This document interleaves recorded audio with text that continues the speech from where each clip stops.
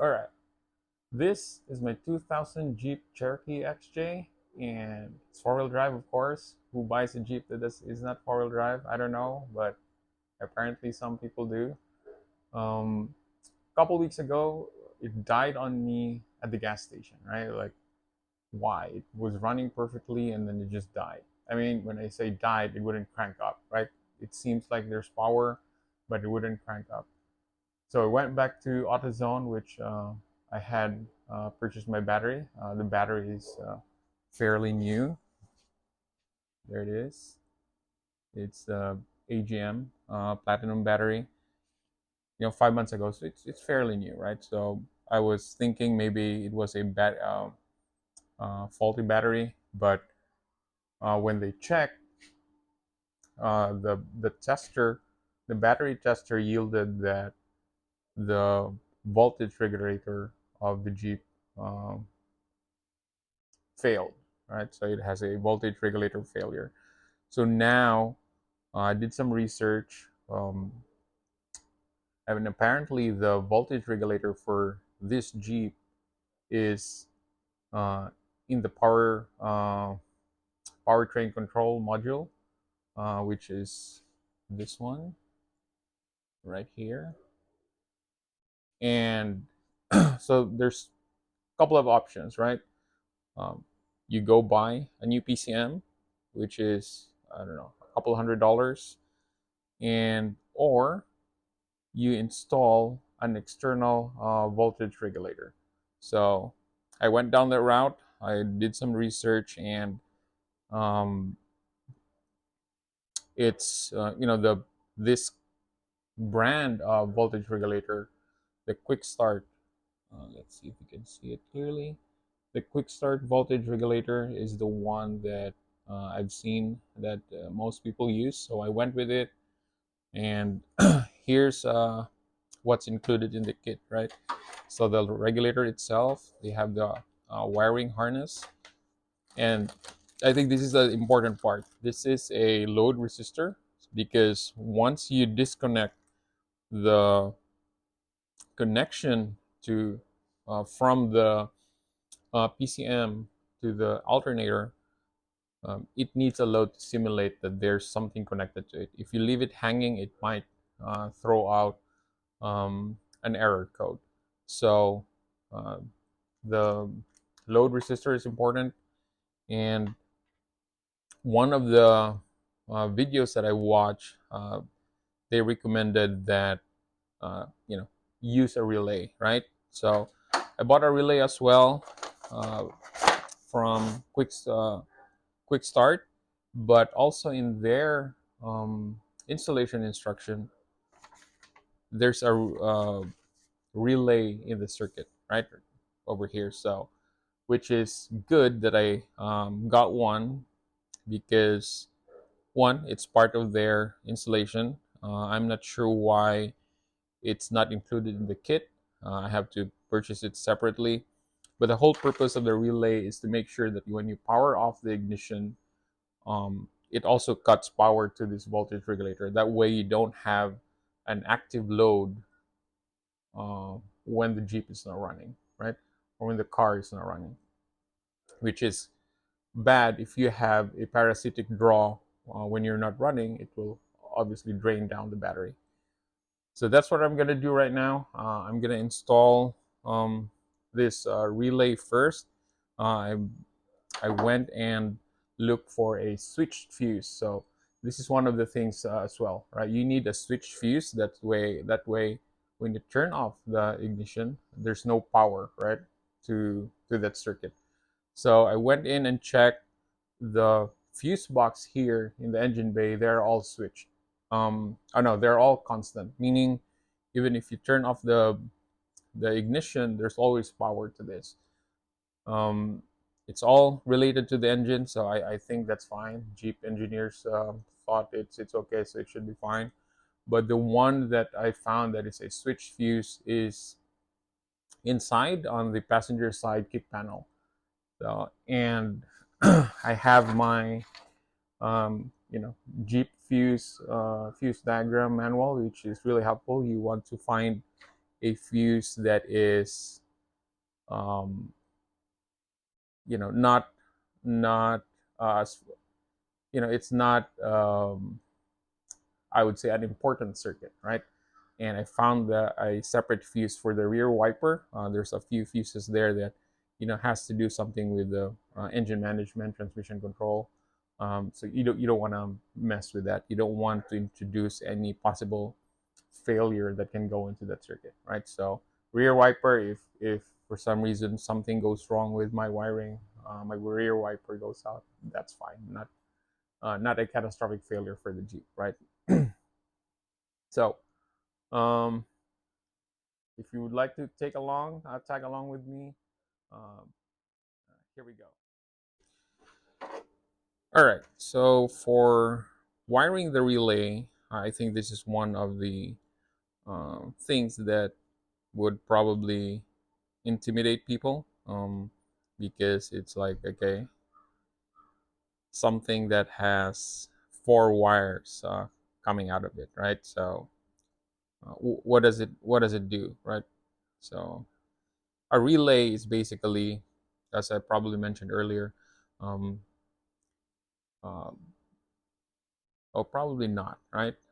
It's a way to isolate the circuit, a low voltage circuit from a high voltage circuit, right? So obviously the ones going to the alternator is a higher voltage circuit, and you don't want to connect that um,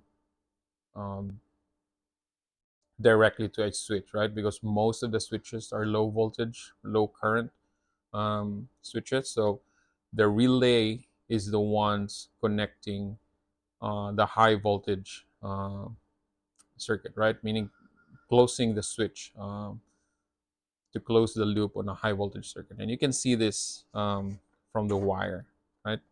This is it looks like a 12 gauge wire, meaning it's thicker. It can carry more current than this accessory wire, right? Uh, so this is the one that goes to the yellow wire. This is the one that goes to your switch fuse, and the black wire is your ground. So the moment you turn on your ignition switch, power will be um, introduced to this yellow line, and it will activate the relay. Now the relay's purpose is to connect these two red wires. So inside the relay is a switch to connect these two. So whatever is connected to this will now be having a 12 volt direct from the battery. So which is a good thing. Now, um, how do you tap uh, into a switched fuse, right? So this is where you need to buy a fuse tap. So if you're familiar with how a fuse looks like, so this is what a fuse looks like, right? This is, I think, an ATM fuse. Um, there's a few sizes with this configuration, and there's also those old school fuse that looks like a cylinder that has a glass in the middle, right? All right, so what you need to do is you will remove the fuse which you are tapping on, and then you will connect it to this. So if you put it like this, if you orient this fuse tap like this, the prong at the bottom, the fuse slot at the bottom will be the ones for the fuse that you took out from your fuse box. So that will keep that circuit uh, safe with the fuse, with its intended fuse rating. And then the new line that you'll be connecting to, so this red wire here that you'll be connecting to the yellow wire on the relay, will have its own fuse, right? So this one, I think I put I'm not sure if it's gonna focus, but it's a 25 amp fuse, which is too much. Let's see if it will focus. There you go. It looks 52, but it's a 25 amp. So I would probably change that to a 5 amp fuse, because per the um, manual of this relay, a JD, let me see. Oh, where's the light? Okay, there you go. It's a JD 1914 relay, right? Pretty common relay. And I think if I uh, remember correctly, this is a low amp current low amp rating relay, right? Below 5 amps. I'm just gonna go with a 5 amp fuse for this one. All right. So here's the installation diagram, and you can see here that the relay switch ignition relay only draws zero point 0.3 amps. So a 5 amp relay, 5 amp fuse is still too much, right? But I think that's the lowest I have, and I'm gonna go with that. I think that's fine. So, all right, let's get inside the Jeep, and you can see what I am referring to, right? So this is the fuse box kick panel, and I will be installing it on this 20 amp fuse here, that 20 amp circuit that goes to the rear wiper. So removing that, putting that fuse on the fuse tap, and wiring back to the engine bay. All right. So now that I've done splicing one of the wires, the wire for the fuse tap. Here it is. I crimped it, put a shrinkable tube over, and now the place that I've decided on where to snake it through inside is the same spot where I routed the ham radio cabling, right? So this is my ham radio um, power cable. This is the coax, and I decided just today to cut this grommet open, um, so I can effectively snake this through, and then catch it on the other side of the door panel. All right. All right. So I have successfully snaked it through here, and I'm not sure if you can see, but you see the light. Let me see. You can see the light back there. That's from the firewall, right? I put my light there to help me see where is it going, and then I just use this um, hanger to hook it in. So there it is, and this is where, this is the light that you can see from the inside. All right, so let's plug it in. Okay, so I found out that the easiest way to snake the wire through, the fuse tap through, is to remove the panel. So here's the panel. All right, that's the panel. I removed it from there. It is a 11 millimeter nut, and just, okay, let me see, this bolt right here. So once you remove that, you can easily snake the fuse tap through, and I've reinstalled the fuse, and again, the original fuse that came out here is a I'm not sure if you can see, it's a 20 amp, and the the lowest rating fuse that I have for the relay is 10 amps. Now I will be changing this in the future. I just need to buy um, a lower rating fuse, and I forgot to do that. I went to uh, the auto shop a few minutes ago, but it's okay. Let's just get this installed and do this one, change this to a 1 amp uh, fuse later. So installing it back.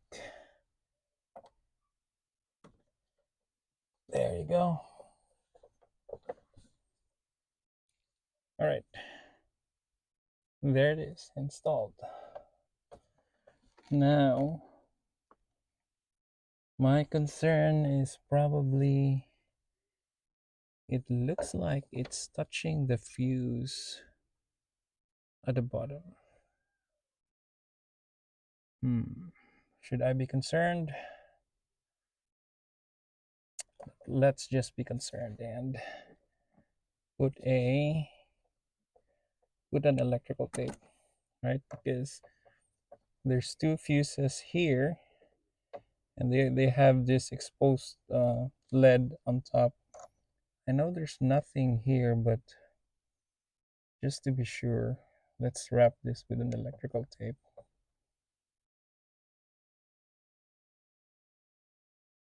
All right. All right.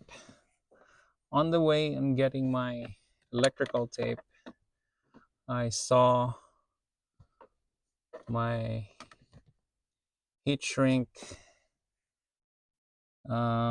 set, and I thought maybe I should just put a heat shrink over instead of an electrical tape.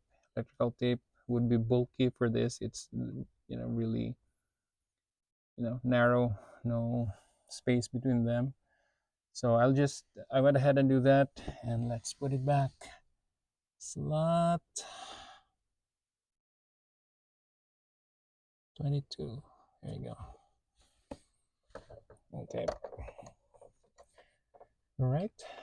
There you go. Okay. Let's confirm that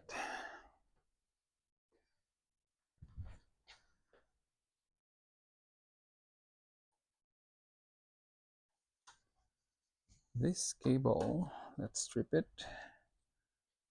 Okay, let's guide it through. There you go. I will put that back later, but for now, let's strip this and see if we can get a power out of this. All right, now that I have stripped the wire, let's see if we can get let's see how to do this.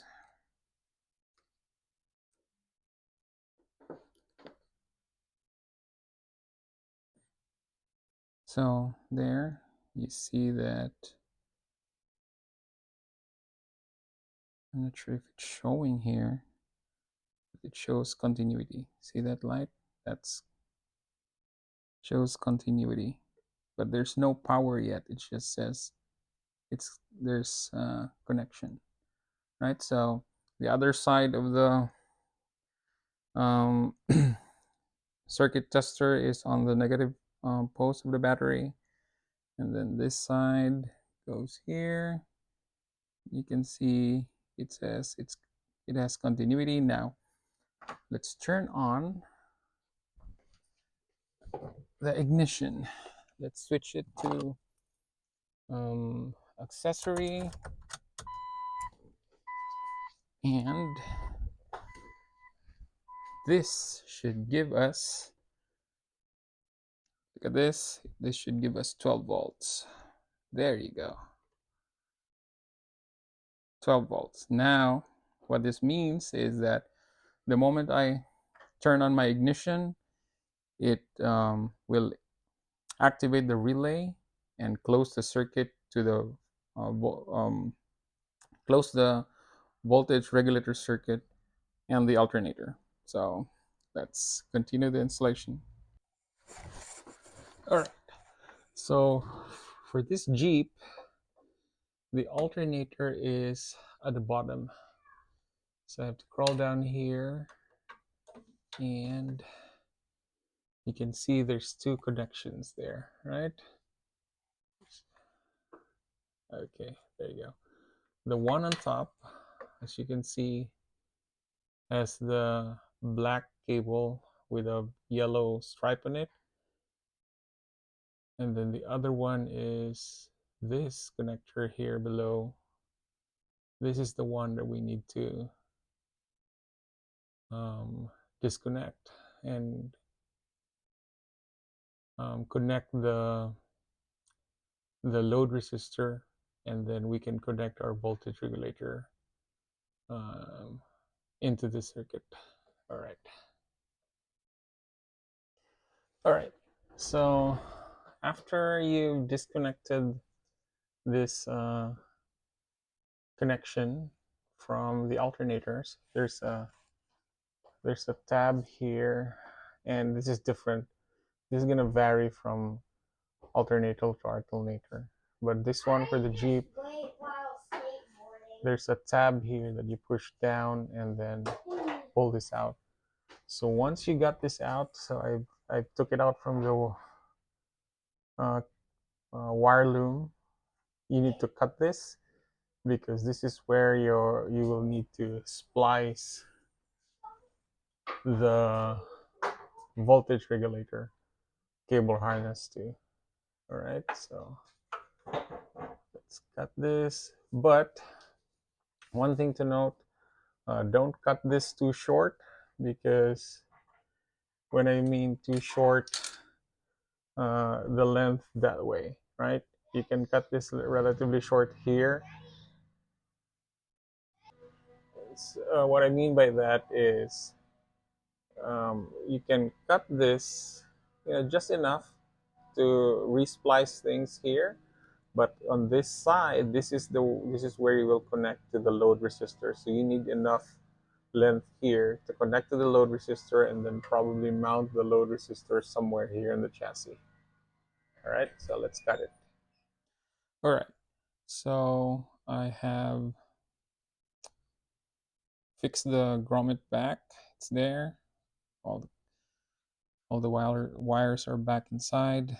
Again, coax for the radio for that, and then power for the ham radios. These are all ham radio. And then here's my fuse tap.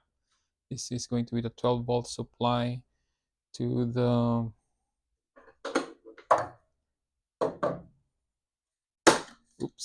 to the relay. Let's see, I can get this. Okay, maybe here. All right, so here's the relay. Here's the relay. Now the yellow wire will be connected to the 12 volts, and I will be soldering this and then running the shrinkable tube over it once it's soldered. And I've also connected the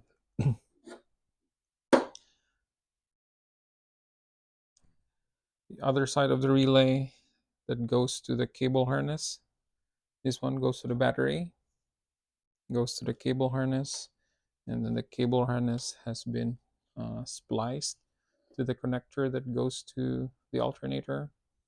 Now all is left is to wire this to the positive terminal of the battery, connect this side to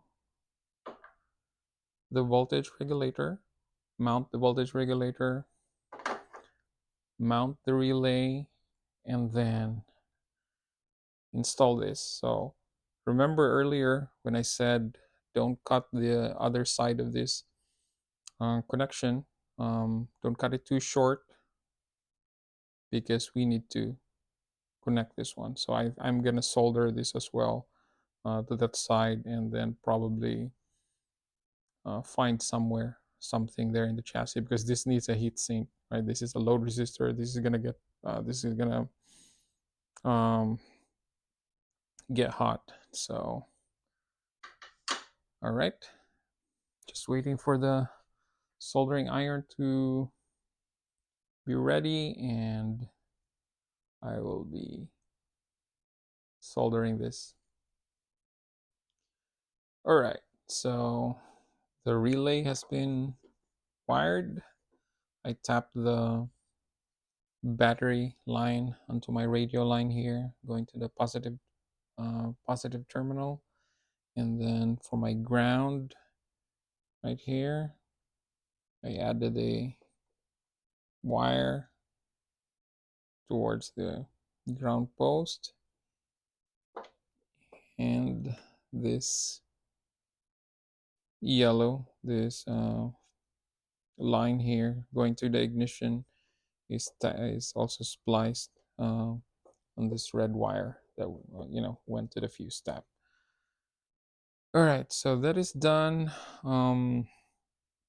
The ones going to the alternator is connected. All is left is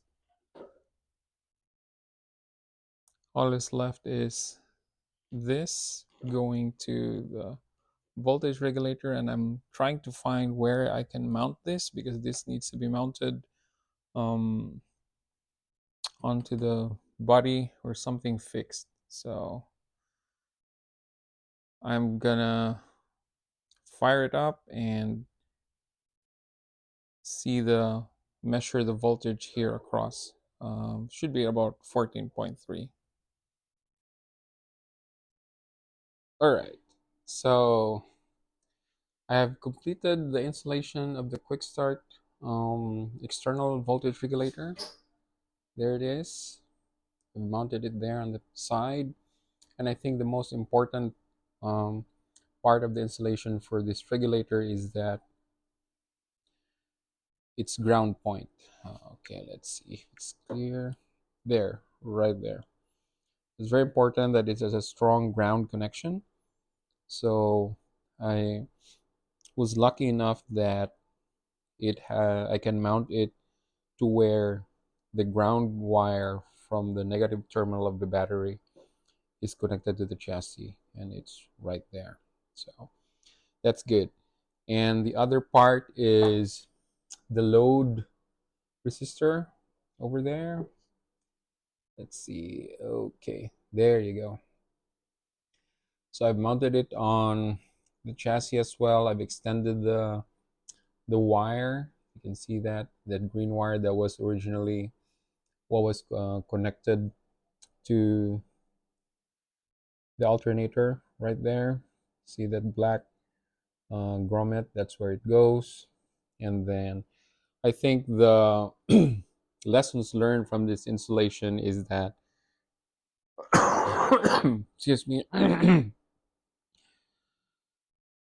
before you would install, find a place to mount the relay, not like this, not like what I did. I just, you know, put it here, just throw it here, and all the wires are excessively long. So I think in the future I will be cutting this to length, but for now I think this is good enough. So, and there it is. The wire that goes to the fuse, the grommet has been uh, reinstalled over there. And there's one more thing left to do, and that is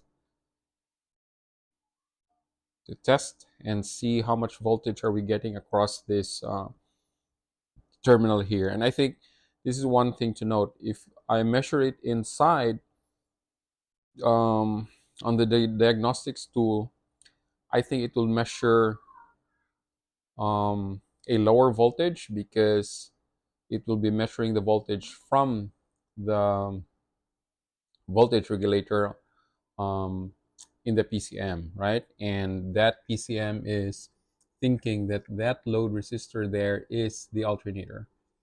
So going inside, let's see, the fuse tap right there. Okay, there you go. Let's see if I can focus it. All right.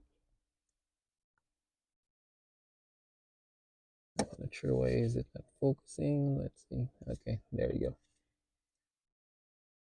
There. So that's a fuse tap. That's the wire that's going to the relay to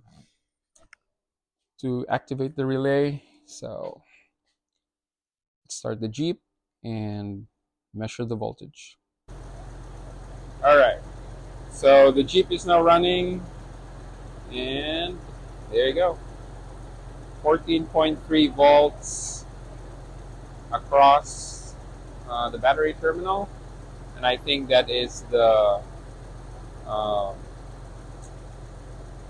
preset that has been on the voltage regulator. So it's good. It's charging, and thanks for watching. And I hope you pick up some information in this one. Please let me know your comments below, and I would be more than happy to answer any questions. I'm sure I have missed a few things here and there, so please feel free to ask questions regarding the installation. And again, thank you for watching.